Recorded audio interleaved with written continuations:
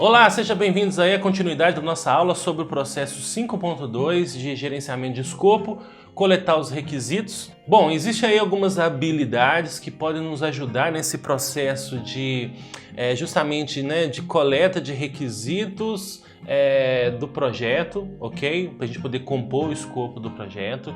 E basicamente nós podemos aí utilizar algumas habilidades interpessoais ou de equipe que podem nos ajudar nesse processo são a técnica de grupo nominal, a observação e conversação e a facilitação, ok? Então, começando aí da última, no caso, porque eu quero detalhar mais a técnica de grupo nominal aqui com vocês. A técnica de facilitação que envolve justamente você conduzir as pessoas dentro de um processo de coleta de requisitos. Então conta muito a sua capacidade de facilitar o processo, de você extrair essas informações. Nós temos também observação e conversação. É você sentar com as pessoas, senta como se estivesse almoçando, vai tomar um café com as pessoas, senta vai no local de trabalho dela lá e bate um papo com ela, ou mesmo pode ser uma conversa informal ou formal aqui no caso, extrai essas informações. Eu mesmo já passei por exemplos em que a gente estava implantando um sistema dentro da empresa e para que a empresa que desenvolvia o sistema pudesse entender os requisitos do projeto, ele ia em cada departamento, sentava lá e simplesmente observava.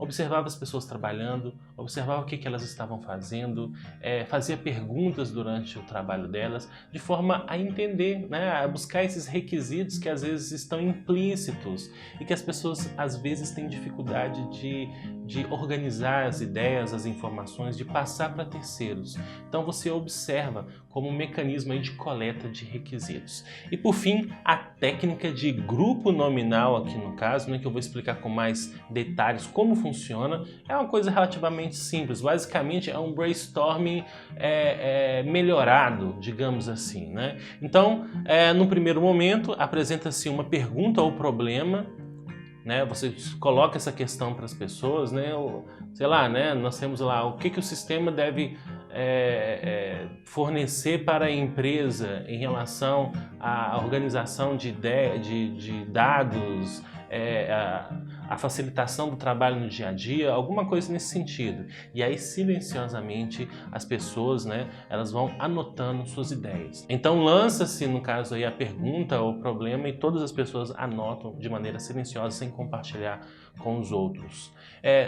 Num segundo momento, o moderador, ele escreve ideias no flipchart, ok? Até que todas tenham sido registradas. Então a gente pergunta, o que você escreveu? O que você escreveu? E eu vou organizando essas informações e aí eu posso até utilizar do diagrama de afinidade para poder organizar essas informações, não dispersá-las, dentro do flipchart aqui no caso. E cada ideia registrada é discutida até que todos os integrantes tenham um entendimento claro. Então a gente vai discutindo essas ideias, nós vamos conversando sobre elas e por fim as pessoas votam privadamente para priorizar, e podem utilizar no caso de uma escala de 1 a 5 e pode ter várias votações, reduz-se as ideias e aumenta-se o foco, ok? Esse é o nosso propósito aqui no caso, porque as ideias foram lançadas, então nós vamos lá depois estabelecendo um processo de priorização, perguntando o que você acha mais importante, qual que é a sua ideia em relação a esse ponto e vamos ali cortando algumas coisas e chegando num escopo, umas informações de requisitos que serão trabalhadas dentro do projeto. Então é uma técnica que pode ser utilizada aí com esse propósito de estabelecer o quê? Prioridades de requisitos frente a tantas ideias que as partes interessadas têm. E é interessante também que quando a parte interessada ela participa do processo de construção do escopo do projeto, dos requisitos no caso, a tendência é que essa parte interessada ela se comprometa mais. Esse é um resultado desse que essa ferramenta técnica pode possibilitar um benefício para o projeto aqui no caso. Outra ferramenta também técnica abordada dentro do processo é o diagrama de contexto, que descreve de maneira visual o escopo do produto, mostrando um sistema de negócio, que é o processo, equipamento, sistema computacional, etc. E como que as pessoas e outros sistemas agentes interagem com ele, aqui no caso, né? Bom, então aqui eu não quero apenas representar os requisitos, mas talvez todo o contexto, por isso que chama diagrama de contexto, para entender melhor como que as coisas vão funcionar, né? Um exemplo é a figura aí do PMI, né? Que está contida lá no PMBOK, que eu trouxe aqui para vocês, onde nós temos aí um sistema de gerenciamento de talentos de RH de uma empresa qualquer, ok? E eu tenho tanto relacionamentos externos com partes interessadas, né? Eu tenho que às vezes que recrutar pessoas para poder trabalhar na minha empresa. Eu tenho também aí um relacionamento interno. Então algumas interfaces que envolvem esse negócio, que envolvem não apenas o desenvolvimento dos requisitos do projeto, mas uma visão global do negócio, de como que as coisas funcionam. Essa aí é a proposta do diagrama de contexto para a gente poder entender melhor, né, justamente, né, a palavra, o contexto que nós estamos inseridos, né, e como que nós vamos trabalhar para contribuir dentro desse contexto. Ferramentas e técnicas também que podem ser realizadas para poder chegar a um nível de detalhamento melhor dos requisitos do projeto é desenvolver protótipos, ok? E aí a prototipagem aqui no caso, ele é um método para obter respostas iniciais sobre os requisitos através de um modelo do produto esperado antes de efetivamente construí-lo.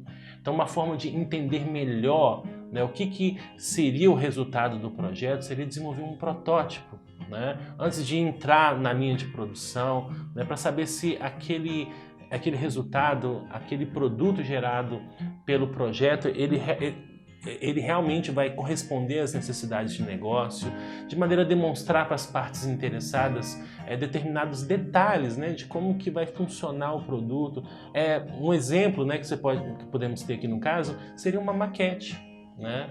Ou então o desenvolvimento de às vezes o protótipo pode ser um modelo pequeno, como uma maquete no caso, ou então pode ser um modelo em tamanho natural, normal, né? Eu posso às vezes fabricar um carro, né? A gente está falando aí recentemente a mídia sobre carros voadores. Então eu não vou construir vários, eu quero construir um carro, eu quero testar esse carro ao máximo, para depois sim fazer um projeto, um mega projeto no caso, que vai desenvolver drones gigantes aqui no caso. O carro seria no caso um drone gigante, né? Então a tecnologia ela está caminhando para isso e não demora muito, a gente vai começar a ver algumas coisas nesse sentido aí dentro do nosso contexto, dentro da nossa vida, enfim, né? Então o protótipo serve justamente para poder ajudar a entender requisitos do projeto, né? Então nós podemos às vezes trabalhar esses protótipos para poder atingir esse objetivo. E como resultado do processo coletar os requisitos, nós temos a documentação dos requisitos, que ela vai descrever os requisitos individuais, né? Aliás, perdão, ela descreve como os requisitos individuais atendem às necessidades de negócio do projeto, ok? São progressivamente detalhados, né? Nós esperamos, no caso, dentro de projetos preditivos, levantar o máximo de requisitos possíveis do projeto, né? A maior quantidade possível, mas às vezes isso não é possível, por exemplo, em projetos iterativos, ágeis, né? Que utilizam de outras abordagens aqui no caso, onde os requisitos vão sendo progressivamente construídos à medida que o projeto vai avançando no tempo, ok? Os requisitos devem ser não ambíguos, não levar a entendimentos diferentes entre as partes interessadas.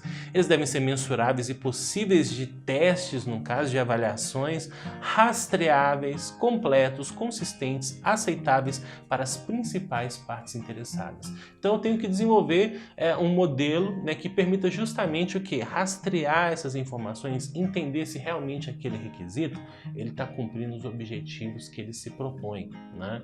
Então, isso é a documentação dos requisitos, ok? E dentro deste documento nós podemos ter informações sobre requisitos de negócio, requisito das partes interessadas, requisitos de solução aqui no caso, que envolvem atributos, funções e características, né? Podendo no caso ser funcionais e não funcionais, né? Os funcionais eles vão descrever o comportamento do produto e os não funcionais eles descrevem as condições, muitas vezes dão a base ali para que os requisitos funcionais possam realmente funcionar. Como que? Imagina dentro do próprio sistema do ERP, que eu estou dando um exemplo aqui para vocês, eu preciso atingir um determinado nível de confiabilidade, de desempenho, de segurança, e esses requisitos são não funcionais. Os funcionais são aqueles pelos quais o sistema vai gerar os relatórios, vai fornecer as informações para facilitar o meu processo de tomada de decisão dentro da empresa. Ok? Então esses são os funcionais. Agora existem outros paralelos, são muitas vezes tão essenciais quanto, porque eu tenho informações importantes, confidenciais da empresa que eu não quero que qualquer pessoa tenha acesso a elas. Logo, né, o meu sistema tem que ser confiável, tem que ter um bom desempenho, não pode ser um sistema lento, né? Eu tenho que oferecer um determinado nível de segurança para evitar invasões, né, ou pessoas que queiram acessar aquelas informações para utilizar para benefícios escusos, né, ou benefícios próprios aqui no caso, tentar se beneficiar por meio dessas informações. E requisitos de transição e prontidão também que podem ser abordados dentro deste contexto, né, que vão permitir justamente transitar entre o projeto, determinar mudanças que devem ser realizadas dentro do contexto, enfim. E eu tenho aí, no caso, também os requisitos do projeto, né, que vai envolver todo o processo de monitoramento, de controle, de planejamento do projeto, como que vai ser executado ao longo aí do ciclo de vida, ok? E por fim, requisitos de qualidade também fazem aí parte do processo também, quais os requisitos que devem ser cumpridos relativos à qualidade, qual a quantidade qual que é o nível de qualidade que deve ser atingido, tanto em relação ao projeto quanto em relação ao produto, que eu posso eventualmente realizar algum tipo de teste, e eu preciso justamente cumprir esses requisitos que podem estar explícitos neste documento, ok? Nós temos aí como saída do processo também uma matriz de rastreabilidade dos requisitos, que basicamente é uma tabela que liga os requisitos de produto desde as suas origens até as entregas que os satisfazem aqui no caso, ajuda a garantir que cada requisito adicione realmente valor ao negócio e fornece meios para rastrear os requisitos do início ao fim. Eu preciso justamente desenvolver um documento que facilite, né, a compreensão dos requisitos, que permita que ao longo do ciclo de vida eu consiga rastrear essas informações e entender se de fato eu estou cumprindo aqueles requisitos originalmente definidos dentro do projeto, né? E fornece uma estrutura para gerenciamento das mudanças do escopo do produto. Uma vez que nós temos isso rastreável, quando chega uma solicitação de mudança, fica mais fácil identificar se realmente aquela mudança é necessária ou não dentro do contexto do projeto. Algumas informações que devem compor, no caso dessa matriz de rastreabilidade, são necessidades, oportunidades, metas e objetivos de negócio, objetivos do projeto, o escopo do projeto e entregas da EAP, o design do produto, desenvolvimento também do produto e estratégia e cenários de teste. Por fim, requisitos de alto nível para requisitos mais detalhados. A gente vai pegar um requisito que às vezes lá no termo de abertura, lá no início do projeto, foi detalhado no nível muito macro, aliás, perdão, difícil falar aqui detalhado no nível macro, né? Mas estão no nível macro, ok? Por exemplo, eu quero um sistema ERP desenvolver um sistema ERP que cumpra essas e essas funções. Mas existem uma série de detalhes que nós precisamos conhecer.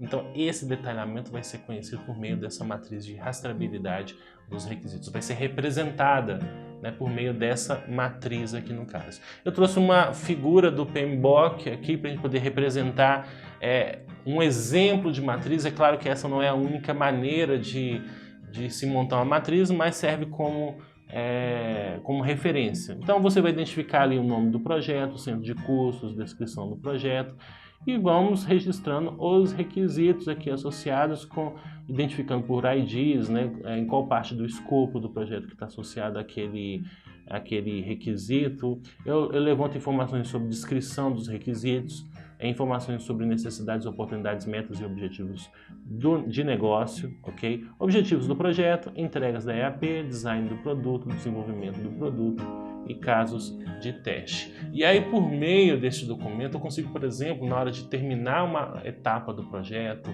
terminar uma fase, uma entrega, avaliar, né, se aquela entrega está realmente cumprindo aqueles requisitos que foram originalmente traçados por meio desse projeto. Então, esse é o processo de coletar os requisitos. Vamos aí avançando nos nossos estudos, conhecendo outros processos. A gente se vê nas próximas aulas. Até mais!